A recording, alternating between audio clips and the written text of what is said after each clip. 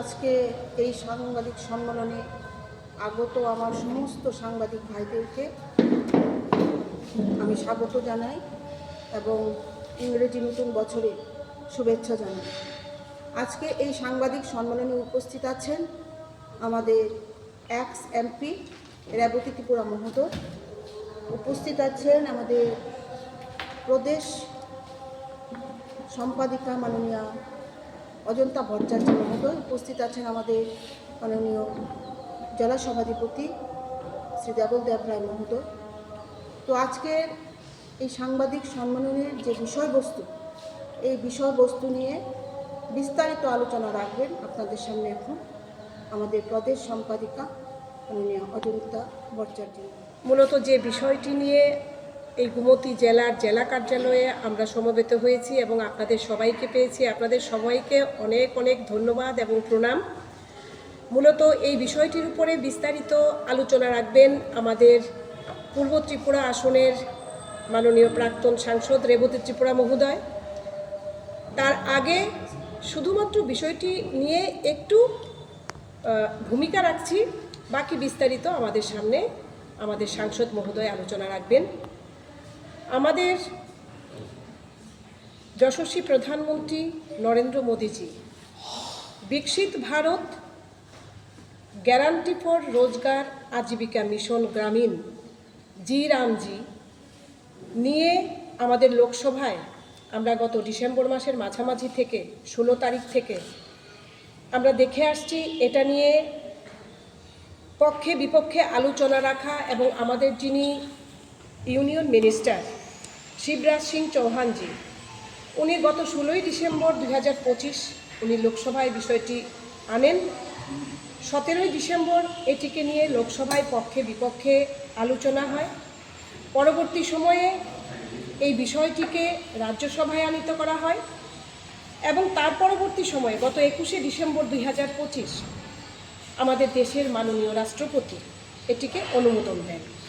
কিন্তু পরবর্তী সময়ে আমরা দেখতে পেয়েছি এটাকে নিয়ে বা এই বিলটিকে নিয়ে বা জি রামজিকে নিয়ে যারা বিরোধী রয়েছেন বিভিন্ন রাজ্যে এবং আমাদের রাজ্যেও, ওনারা বিভিন্নভাবে এটার কটাক্ষ এবং সমালোচনা করে আসছিলেন। তোই আমাদের রাজ্যভিত্তিকও প্রত্যেক জেলায় জেলা সম্মেলনের মাধ্যমে এই বিষয়ের উপর একটা পরিচ্ছন্ন এবং এই আইনের উপর একটা সুচারু একটা ভাবনা, যেটা আমাদের কেন্দ্রীয় নেতৃত্ব এবং আমাদের যশস্বী প্রধানমন্ত্রী নিয়েছেন, তার বিষয়ে পুঙ্খানুপুঙ্খ আলোচনা আপনাদের মাধ্যমে পুরো রাজ্যবাসীর কাছে যাতে পৌঁছে যায়।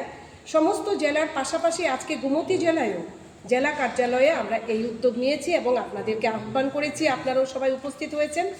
এক্ষণে এই জি রামজি বিষয়ে বিকশিত ভারত গ্যারান্টি ফর রোজগার আজীবিকা মিশন জি রামজি নিয়ে সম্পূর্ণ সবিস্তারে আপনাদের সামনে তুলে ধরবেন আমাদের পূর্ব ত্রিপুরা আসনের প্রাক্তন লোকসভা সাংসদ শ্রদ্ধেয় রেবতী ত্রিপুরা। প্রদেশের সিদ্ধান্ত ক্রমে আমরা এখানে এসেছি। আমরা দেখেছি যে যেদিন থেকে আমাদের এর আগে আমরা সংক্ষেপে সবাই জানি যে মনরেগা তার কিছু সংশোধনী আনার জন্য যখন পার্লামেন্টে বিল আনা হয় এবং সেটাকে আইনের রূপ দেওয়া হয়, পার্লামেন্টের মধ্যে আমাদের বিরোধীরা কথা বলতে সাহস করে না। আপনারা জানেন, যখন যে বিষয় নিয়ে আলোচনা হয় তার বাইরে গিয়ে তারা অন্য আরেকটা বিষয় তুলে ধরে, আলোচনা না করে বাইরে এসে কথা বলে। তো ভেতরে আলোচনা সুযোগ ছিল কিন্তু করেনি এবং বাইরে অন্য কথা বলেছে। আমাদের রাজ্যেও আমরা দেখেছি, আমাদের বিরোধী দল বলতে সিপিআইএম এবং কংগ্রেসকে আমরা যে এই যেটা রেগা ছিল এখন পরিবর্তন করে, যেটা মাননীয় প্রধানমন্ত্রী 2047 সনে যেদিন আমাদের ভারত স্বাধীনতার যে 100 বছর পূর্ণ হবে, সেই 100 বছর যেদিন হবে সেদিন যাতে আমাদের দেশ বিকশিত হয়, একটা ডেভেলপ কান্ট্রিতে আত্মপ্রকাশ করতে পারে, তার জন্য সমস্ত দিক চিন্তা করে উনি কাজ উনি তারও একটা অন্যতম উদাহরণ। আমরা দেখেছি যেটা মনরেগা বলে আমরা আমাদের পরিচিত ছিল, সেটাকে এখন বিকশিত ভারত শব্দগুলির মধ্যেই অনেক কিছু আমরা বুঝতে পারি। বিকশিত ভারত রোজগার যেটা আমরা জানি যে আমাদের গ্রামে যারা কৃষক, যারা শ্রমিক, যারা সাধারণ মানুষ, তাদের ইনকামের সোর্স খুব কম, সীমিত ইনকাম। তো সেটাকে যাতে আয় উপার্জনের একটা সুযোগ এই রেগার মাধ্যমে, সেটাকে পরিবর্তন করে এখানে আজীবিকা মিশনও বলা হয়েছে। মিশন মোটে কাজ হবে। আর দিদি বলেছেন একটু আগে যে এটা গ্যারান্টি সহকারে বলছে, এবং সেখানে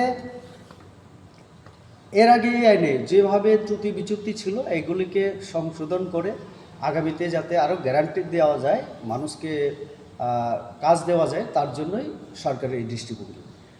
তো তার জন্যই আমি যদি বলি যে এই সংশোধনী এবং এখন যে আইনের রূপ লাভ করেছে সেটা কৃষকদের স্বার্থে, শ্রমিকদের স্বার্থে, গ্রামের মানুষের স্বার্থে, এবং মানুষের হাতে আয় যাতে আসে, ইনকাম যাতে হয়, তার জন্য এই ব্যবস্থা নেওয়া হয়েছে। কারণ আমরা জানি কৃষক এবং যারা সাধারণ মানুষ, তাদের আর্থিক উন্নতি, তাদের উন্নতি যদি না হয় তাহলে ভারত কোনো দিন এই যে আমাদের যে 4 নম্বরে আসি এখন, এটা থেকে আমরা উত্তরণ আরও উপরে গিয়ে যাতে আগামীতে 3 নম্বরে উঠতে পারি, অন্তত 2047 সনের মধ্যে ভারত উন্নত হবে, আমাদের কৃষকদের অবস্থার উন্নতি। তার জন্যই এই রেগাকে, যেটা মনরেগা, এটাকে পরিবর্তন করে এখন যে বিকশিত ভারত রোজগার আজীবিকা মিশন, যেটা গ্রামীণ গ্যারান্টি হিসাবে, আমার যতটুকু মনে হয় যে সেখানে লাস্ট একটা শব্দ আছে যে রামজি চলে আসে। আর আমাদের কিছু কিছু রাজনৈতিক দল সেখানে রামের শব্দ দেখলে ভয় পেয়ে যায়। আসলে এখানে তো কোনো রামের ব্যাপারই নেই, মহাভারত রামের কোনো ব্যাপারই নেই। তো হয়তোবা এটা তাদের একটা চিন্তাধারা যে সব জায়গায় মোদি রামকে নিয়ে আসছেন।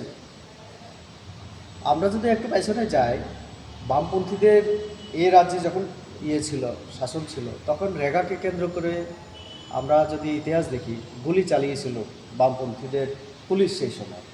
আমরা মাছ মারাতে দেখেছি, আমরা গন্ডাছড়ায় দেখেছি আন্দোলন, এবং রেগাকে কেন্দ্র করে। এবং তার সাথে সাথে উত্তরপ্রদেশ, আমি যদি বলি উত্তরপ্রদেশ, অনেকে প্রশ্ন করবে উত্তরপ্রদেশে তো যোগীর শাসন চলছে। যোগী যখন ছিলেন না তার আগের কথা বলছি আমি। 2010, 11, 12 আর্থিক বছরে 10,000 কোটি টাকার এই রেগাতে আর্থিক দুর্নীতি হয়েছিল। এরকম এখনও বিভিন্ন রাজ্যে চলছে। প্রকল্প চালু করে না, বা চালু করলেও সেটাকে ঠিকভাবে ইমপ্লিমেন্ট করে না। পশ্চিমবঙ্গ, তামিলনাড়ু, পাঞ্জাব, এরকম অনেক দেশ, এর আগে কংগ্রেসের সময় রাজস্থানে, মধ্যপ্রদেশে এই রেগা 2006-এ চালু হওয়ার পর থেকে সব জায়গায় দুর্নীতি চলছিল, কারণ এর যুগে সময়ের সাপেক্ষ ছিল না, এবং সেটা ছিল মানে তার মধ্যে আইনের মধ্যে দুর্বলতাও ছিল। তার জন্যই বর্তমান সরকার সেটাকে সংশোধন করে আরও কীভাবে মানুষকে গ্যারান্টি দিয়ে কাজ দেওয়া যায় এটা হাতে নিয়েছে। যেমন আমি যদি বলি, দুর্নীতি রোধ করা একটা উদ্দেশ্য ছিল, আর একটা হচ্ছে আগে 100 দিনের কাজ কথা বলা হতো, কিন্তু আমরা বাস্তবে দেখতাম কোনো কোনো রাজ্যে 40 দিন, 50 দিন, 70 দিন হলেই মনে করে অনেক 100% হয়ে গেল। তো আমাদের নরেন্দ্র মোদীজি, যিনি সবসময় দেশ এবং সাধারণ মানুষের কথা বলেন, তিনি এখন চিন্তা ভাবনা করে বলেছেন না, 100 দিন না, আমরা 125 দিন কাজের গ্যারান্টি দিয়ে এটাকে আইন করছি আমরা। এবং আগে যেখানে 100 দিন কাজ পাওয়ার কথা থাকলেও যেখানে 70-80 দিন পেত, এখন উনি বলেছেন না, 125 দিন দিতে হবে, এবং দেওয়ার জন্য নিয়মকানুন তিনি দিয়েছেন। যেমন আমরা সাধারণত দেখি গ্রামের মানুষ কাজের জন্য ডিমান্ড করে ভিডিওর কাছে, পঞ্চায়েতের কাছে, তখন কাজ করা হয়। এই কাজের যে সময়টাও, যখন আমরা দেখি কৃষকরা ধান খেতে, ধান লাগানোর কাজে ব্যস্ত থাকেন, তখন রেগার কাজ শুরু হয়ে যায়। কিন্তু যিনি কৃষক, উনিও কিন্তু আমরা যদি দেখি গরিব, এবং তিনিও একজন শ্রমিক। তখন যদি আমরা রেগার কাজটা মানে আমরা শুরু করে দিই, তাহলে উনি ধান লাগানোর জন্য যে সময় ওনার দরকার সেটাও তিনি পান না। তো তার জন্য মাননীয় প্রধানমন্ত্রী বলেছেন, অন্নদাতা যারা, তাদেরকে এই জায়গায় সুবিধা দেওয়ার জন্য আমরা যে সময় কৃষিকাজ চলবে, ধান রোপণ বা কোনো সময় ধান কাটার যে সময়, এই সময় এটাকে বন্ধ রাখা আপাতত।